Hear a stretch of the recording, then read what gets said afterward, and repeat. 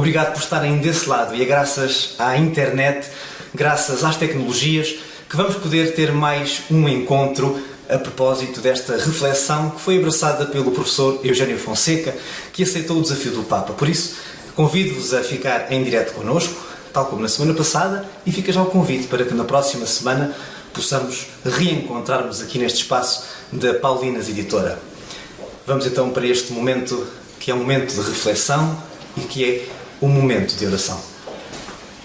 Cabe-me a mim falar-vos da evolução do grupo na perspectiva humana e começo por dizer-vos que surgiu inesperadamente, formando-se na sequência de um mini curso sobre teatro promovido pela Caritas e no qual fomos convidados a participar. E foi do entusiasmo vivido nessa participação que nasceu a necessidade e a responsabilidade da formação de um grupo socio-caritativo na nossa paróquia. E o grupo formou-se efetivamente. A nossa primeira preocupação foi de autoformar, isto é, cuidar em primeiro lugar do grupo, de forma a preparar-nos para dar resposta às situações que eventualmente surgissem, pois ninguém pode dar o que não tem. Depois deste arrumar e preparar a casa, era necessário que o grupo se projetasse para o exterior, que se desse a conhecer à paróquia, para que esta tomasse consciência da existência de um grupo de cristãos que não era de alguém e existia para servir a todos. E eis que surge, infelizmente, uma oportunidade para o grupo se exteriorizar. Há na casa de habitação de um casal que há muito pouco tempo vivia na nossa aldeia. Perante esta situação, o grupo não pôde ficar insensível e lança-se num peditório de porta a porta, apurando assim uma razoável importância que permitiu, pelo menos, diminuir o problema daquela família. E a partir daqui, o grupo não parou mais, procurando projetar-se nas mais diversas atividades, conforme vos irá ser dito. O nosso grupo é constituído por 8 elementos, todos em idades relativamente jovens, entre os 18 e os 29 anos. Contudo, em algumas das nossas atividades, contamos com a colaboração de outras pessoas. O nosso grupo reúne todos os primeiros sábados de cada mês. Temos um dia fixo, porque julgamos que é essencial que não surjam problemas de esquecimento ou confusão de datas.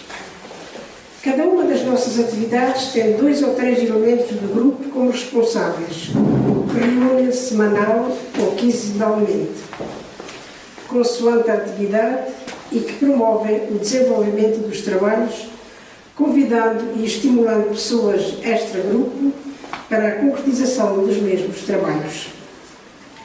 As nossas principais dificuldades são as seguintes: falta de um salão para desenvolvermos os nossos trabalhos, dificuldades económicas, falta relativa de apoio do pároco, o que se justifica, dado que tem 4 paróquias e todas elas relativamente grandes.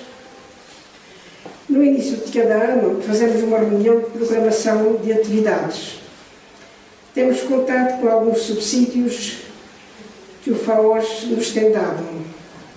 Tem sido, contudo, a Caritas Diocesana que nos tem ajudado imenso, quer através de reuniões que tem connosco no início e no final de cada ano, quer através de cursos vários.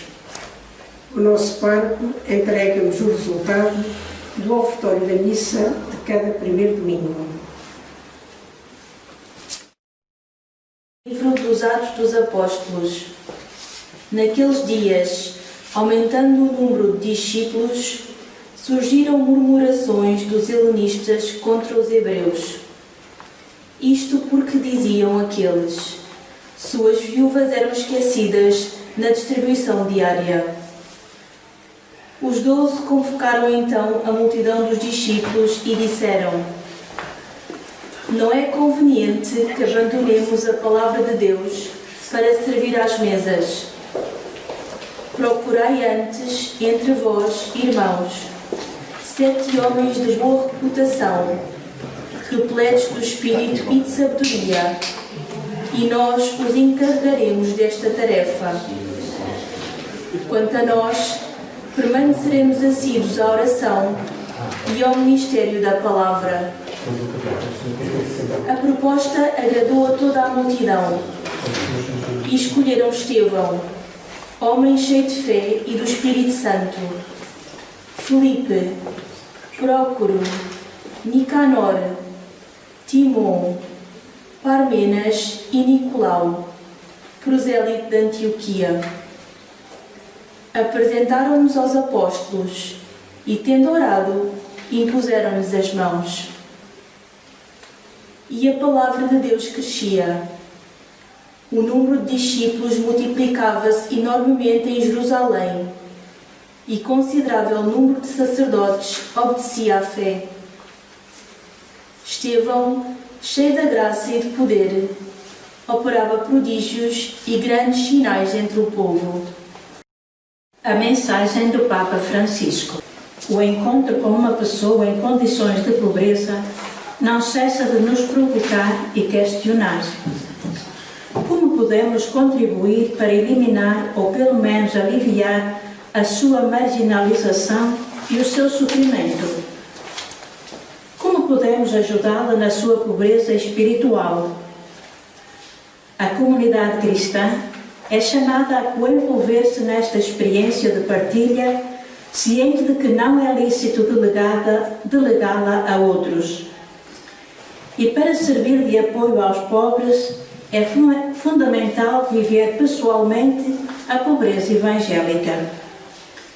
Não podemos sentir-nos tranquilos quando um membro da família humana é relegado para a retaguarda, reduzindo-se a uma sombra.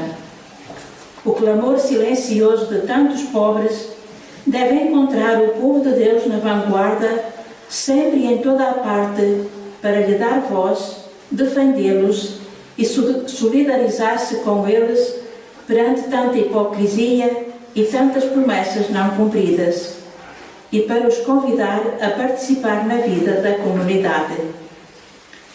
É verdade que a Igreja não tem soluções globais a propor, mas oferece, com a graça de Cristo, o seu testemunho e gestos de partilha. Além disso, sente-se obrigada a apresentar os pedidos de quantos não têm o necessário para viver.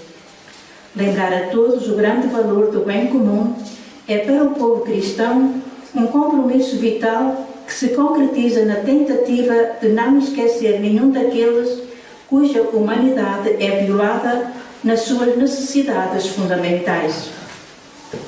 Estender a mão, antes de tudo, leva a descobrir a quem o faz que dentro de nós existe a capacidade de realizar gestos que dão sentido à vida. Quantas mãos estendidas se vê em todos os dias? Infelizmente, sucede sempre com maior frequência que a pressa faz cair num turbilhão de indiferença a tal ponto que se deixa de reconhecer todo o bem que se realiza diariamente no silêncio e com grande generosidade. Assim, só quando acontecem factos que transtornam o curso da nossa vida é que os olhos se tornam capazes de vislumbrar a bondade dos santos ao pé da porta, daqueles que vivem perto de nós e são um reflexo da presença de Deus, mas dos quais ninguém fala. As más notícias abundam de tal modo nas páginas dos jornais, nos sítios da internet e nos visores da televisão, que faz pensar que o mal reina soberano. Mas não é assim. Certamente não faltam a malvadez e a violência, a prepotência e a corrupção, mas a vida está tecida por atos de respeito e generosidade que só compensam o mal, mas impelem a ultrapassá-lo, permanecendo cheios de esperança. Boa noite. Saúdo a todas e a todos, mas permitam-me que o faça de modo particular a Sua Eminência, o Sr. Cardeal Juan José Omeila Omeila.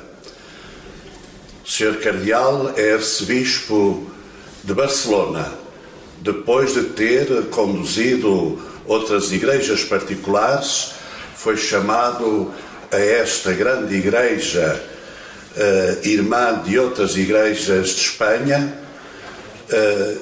Conheci-o num encontro de pastoral social, sendo ele presidente da Comissão Episcopal da Pastoral Social, numa das jornadas realizadas por essa comissão. Sensibiliza-me muito a simplicidade de Sua Eminência. Sensibiliza-me muito a disponibilidade por inteiro, sempre que a agenda lhe permite, para aceder aos convites que lhe são feitos. Imaginem que este convite foi feito no passado sábado.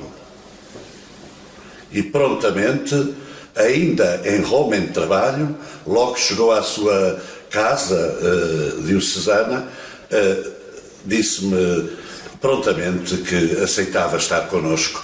É uma alegria, porque vamos ter a pessoa certa, pela experiência, pela sensibilidade, porque vive o que diz, a falar-nos de como é importante praticar a caridade, mas também que essa prática, em contexto comunitário, tenha a mínima organização para poder ser mais eficiente e eficaz. Muito obrigado, Sr. Cardeal Omeila.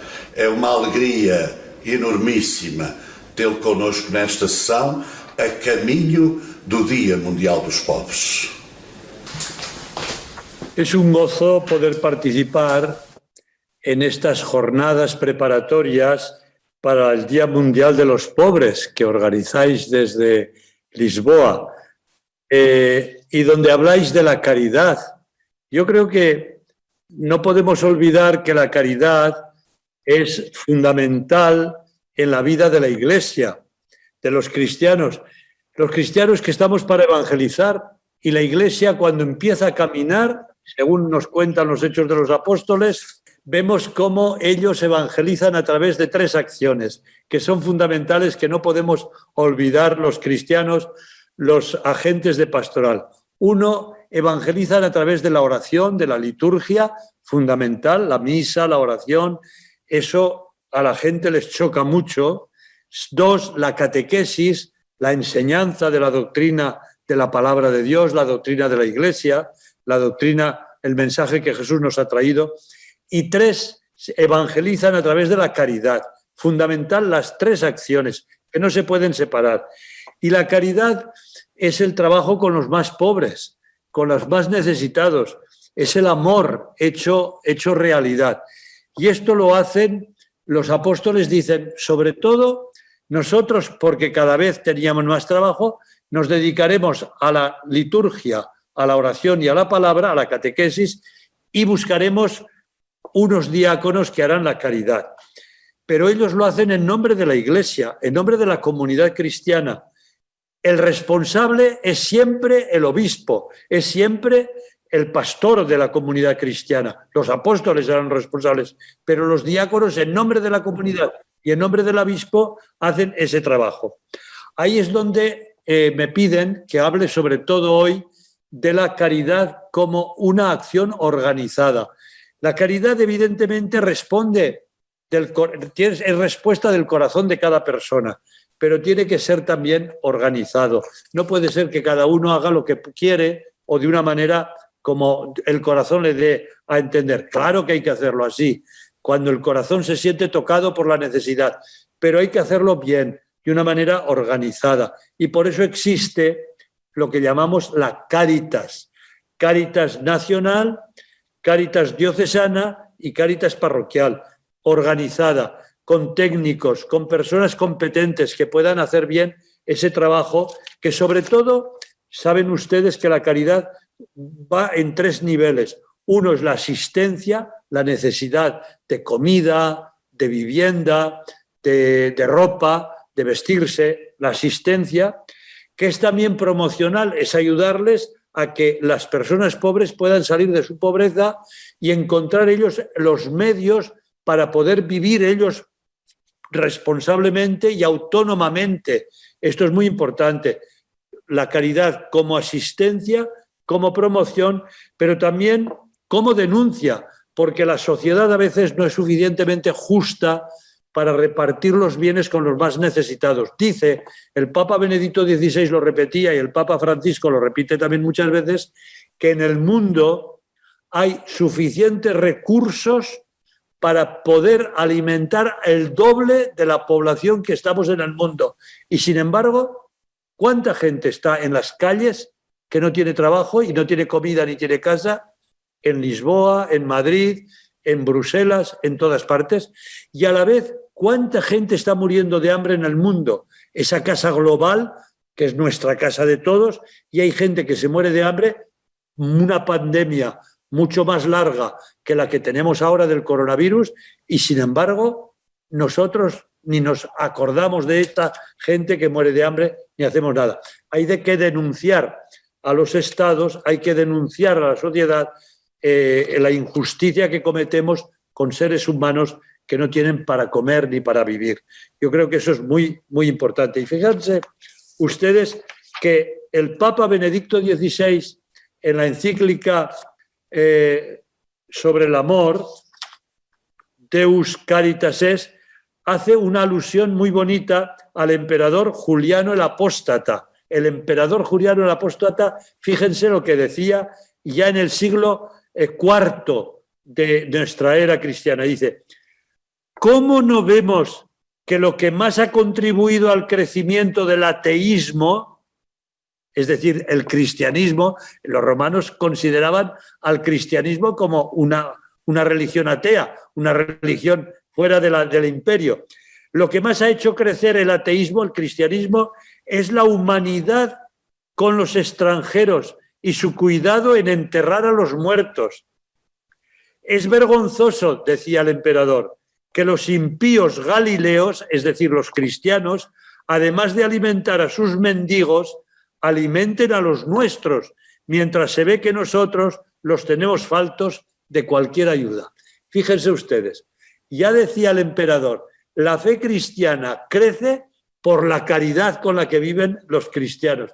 ¡Qué bonito! Ojalá hoy también puedan decir eso de nosotros.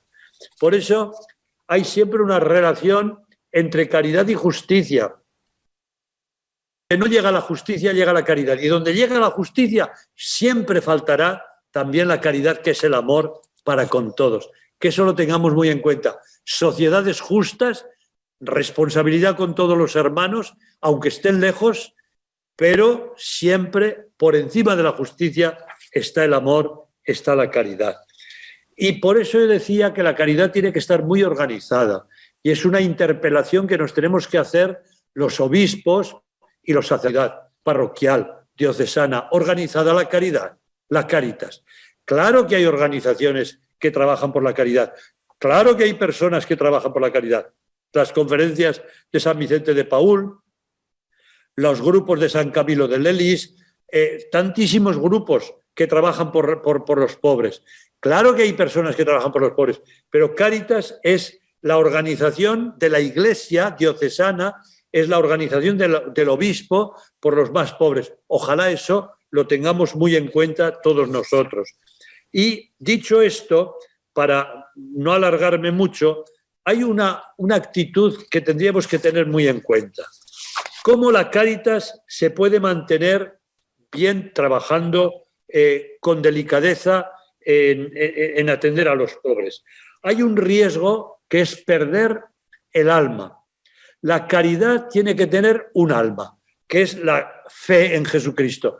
Desde Jesucristo podemos servir a los demás. Si no, no le serviremos. Si nuestro corazón no está tocado por Jesucristo, enamorado por Él, haremos acción social, haremos mucho trabajo por los demás, pero nos faltará el alma, que es el amor de Dios que percibe el pobre que es atendido. Por una parte esto. Segundo, no importa la cantidad, sino la calidad. Y a veces miramos si hemos atendido a muchos pobres o a pocos. Lo importante es cómo lo hacemos, con esa ternura, con esa finura desde Dios. Y eso me parece que es muy importante. Y tercero, que cuidemos sobre todo que el voluntariado sean personas muy formadas en lo técnico y en lo espiritual, para poder atender al pobre en las necesidades, pero llevarlo también al encuentro, si es posible, sin imponerlo, sin hacer proselitismo, al encuentro con Jesucristo, que es el que nos da la vida eterna para siempre, aquí y para siempre, y que da sentido a nuestra vida. Yo creo que eso también es muy importante. Y ya quiero acabar, porque me hacen señal de que me estoy alargando, con una poesía que hace unos años todos leímos, los más viejos que me escuchan, que era de un cura francés que se llamaba Michel Coas. Con eso quiero acabar. A ver si les gusta.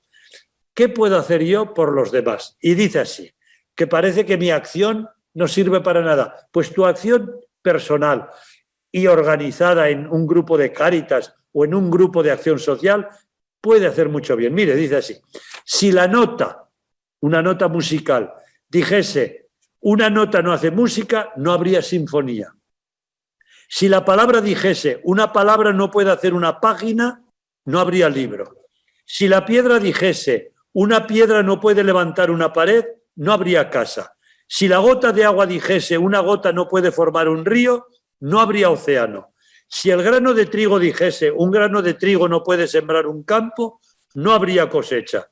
Si el hombre dijese un gesto de amor no puede salvar la humanidad, nunca habría justicia, ni paz, ni dignidad, ni felicidad sobre la tierra de los hombres. Como la sinfonía necesita de cada nota, como el libro necesita de cada palabra, como la casa necesita de cada piedra, como el océano necesita de cada gota de agua, como la cosecha necesita de cada grano de trigo, la humanidad entera necesita de ti, allí donde estés, porque eres único y por tanto insustituible. Todos somos necesarios. Entrega tu vida a los demás y serás feliz. Santíssima Trindade, expressão máxima de unidade e da comunhão, alimenta em mim a vontade de me unir a todos os meus irmãos e irmãs, sem cair no pecado da discriminação e do individualismo. Inundai-me por inteiro, para que possa, na minha humildade e fraca condição humana, ser mensageiro do amor de Deus, testemunha da boa nova de que Jesus foi intrépido, mensageiro e portador dos dons do Espírito Santo às diferentes realidades do mundo. Provocai o meu comodismo e o excesso de calculismo sempre que hesitar no alívio dos sofrimentos dos meus irmãos. Tenham esses sofrimentos o rosto que tiverem, ou no combate a qualquer forma de marginalização a que sejam votados. Fonte pura, de onde brota a plenitude do amor. Guia as nossas comunidades cristãs, para que, como vós, três pessoas divinas, mas uma só natureza, sejam capazes de evangelizar com o anúncio da palavra, o louvor à palavra e o compromisso decorrente da palavra anunciada e celebrada. Sustenta todos os que, em nome da comunidade, se organizam para praticar a caridade, que abram os seus grupos à intergeracionalidade e a diferentes estatutos sociais, que os pobres estejam neles representados. Apesar da diversidade da composição desses grupos, orienta-os, Trindade Santa, para a unidade da mesma fé, esperança e caridade. Fortificai em todas as comunidades cristãs a partilha de bens, não só do supérfluo, mas também do essencial. Vós que tendes na partilha a essência do amor que vos une, alimentai o desejo da dádiva, seja de que natureza for, e a consciência de que tudo deve ser feito para o bem comum. Ajudai-me a estender a mão ao pobre, e assim possa ir descobrindo em mim e ajudando o grupo socio-caritativo a que pertence, que possa dar sentido à minha vida e à dos outros. Mãe, glorificada pela Santíssima Trindade, intercedei por mim e pelo meu grupo, para que sejamos capazes de estar atentos à bondade dos santos ao pé da porta, para que sejam sempre um estímulo a prosseguirmos na vivência da caridade. Tudo vos peço por Deus Pai, por Cristo nosso irmão, na unidade do Espírito Santo. Amém. Então, durante esta semana, fizemos algumas diligências para que pudesse constituir um grupo na nossa paróquia. Se existe o grupo, já começámos a pensar em conjunto como iremos assinalar o Dia Mundial dos Pobres, no domingo 15 de novembro, e chegámos a ir à procura de alguma pessoa em situação de dificuldade. Olha, na mensagem o Papa Francisco falava dos santos do pé da porta. Expressão muito interessante. Com certeza que junto de nós, na nossa família, na nossa rua, no bairro em que vivemos, na fábrica em que trabalhamos, na escola em que ensinamos ou aprendemos, na comunidade cristã, há gente que nós até damos por serem pessoas muito preocupadas com os pobres, pessoas com um grande sentido de compaixão. Seria interessante, durante esta semana, mandar-lhes uma mensagem de incentivo, não para a gloriar, para a endeusar, para a canonizar já neste mundo, mas para dizer que somos felizes também pelo bem que essa pessoa que nós conhecemos por esse santo do pé da porta vai fazendo. É um desafio que também gostaria de vos deixar nesta noite. Vamos assumir um destes compromissos. Deus Pai Criador, El Señor esté con vosotros y con tu espíritu. Deus Filho Redentor,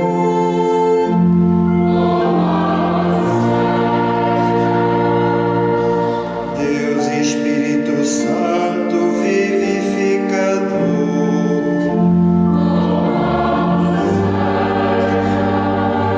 Santíssima Trindade, comunhão plena,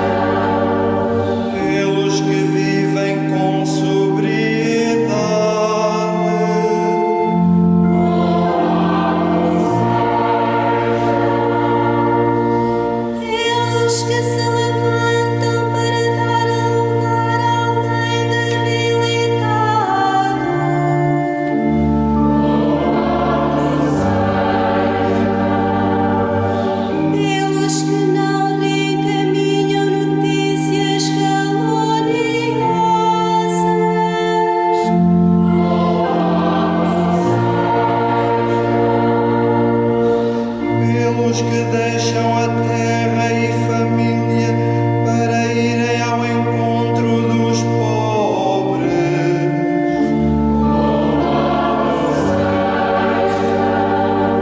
pelos que se orgulham das suas raízes humildes,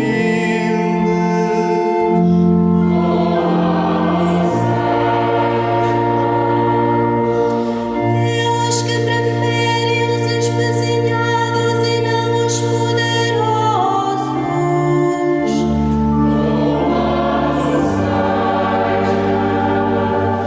pelos que não se arrogam como donos da verdade,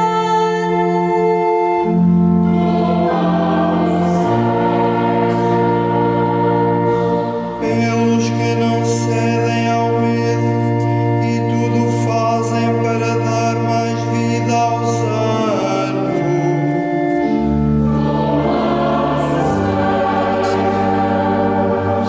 pelos que administram a casa comum como o bem comum que é.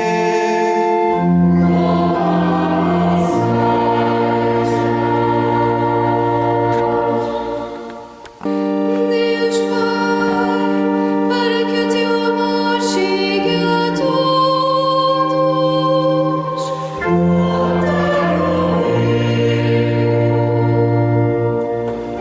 Deus Filho, para que te reconheçam como irmão.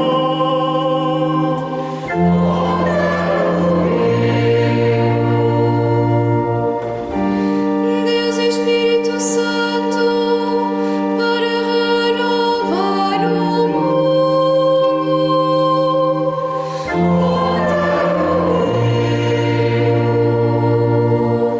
Santíssima Trindade, para construir